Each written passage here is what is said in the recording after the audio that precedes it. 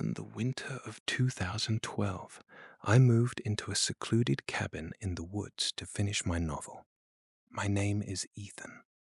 The cabin was beautiful, but it had one strange rule left by the previous owner: never look into the old mirror in the hallway after midnight. For the first few weeks, I ignored the mirror. But one rainy night, precisely at 1:15 a.m., I heard a faint tapping sound. I walked into the hallway, and the sound was coming directly from behind the glass of the mirror. I approached slowly, my heart pounding. When I looked at my reflection, I froze. My reflection wasn't copying me. It was standing completely still, smiling a twisted, horrific smile. Terror paralyzed me as my own reflection raised its hand and whispered a single word through the glass: finally. Suddenly, the lights went out. When I turned on my phone's flashlight, the mirror was shattered into pieces. But here is the terrifying part. I was no longer in my hallway. I was trapped inside the dark world behind the glass, looking out at my own body, which was now walking away, controlled by something else. If you look closely into your mirror tonight, are you sure it's just your reflection?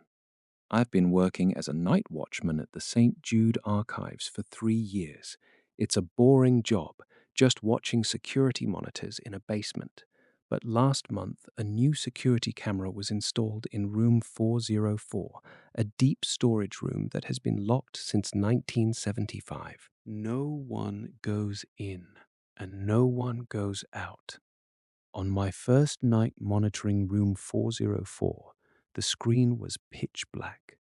But at exactly 3 a.m., the camera feed flickered. When the static cleared, I saw someone sitting in the center of the dark, dusty room. It was a man staring directly into the camera. He didn't move. He didn't blink. He just stared. I was terrified. I called my supervisor, but he didn't answer. I kept watching the screen. Every time I blinked, the man on the monitor was slightly closer to the camera. Blink. He was standing up. Blink. He was halfway across the room. Blink. His face was right against the camera lens. His eyes were wide, and he was smiling a horrific, unnatural smile. Then he raised a hand and pointed at something off screen. I looked closely at where he was pointing.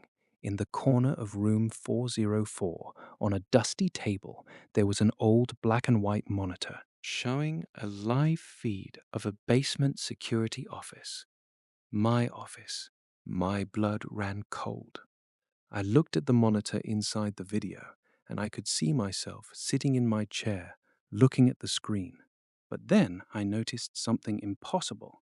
In the video feed of my office, the man from room 404 was standing right behind my chair, his hands hovering over my shoulders. I panicked. I spun around to look behind me.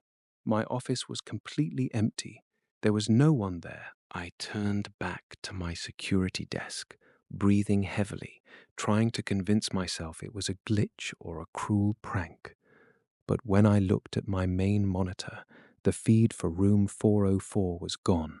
Instead, all 16 security screens were showing my office from different angles, and in every single screen, I was no longer there.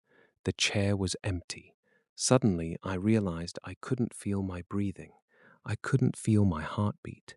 I looked down at my hands, but they were pale and covered in dust. That's when the basement door opened and a young man walked in wearing a night watchman uniform. He looked exhausted. He sat down in my chair, sighed, and looked directly at the security monitors. I tried to scream, to tell him to run, but no sound came out. I wasn't in my office anymore. I was inside the monitor, looking out.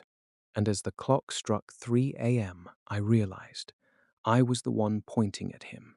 If you are watching this late at night, are you sure you are the one sitting in your room?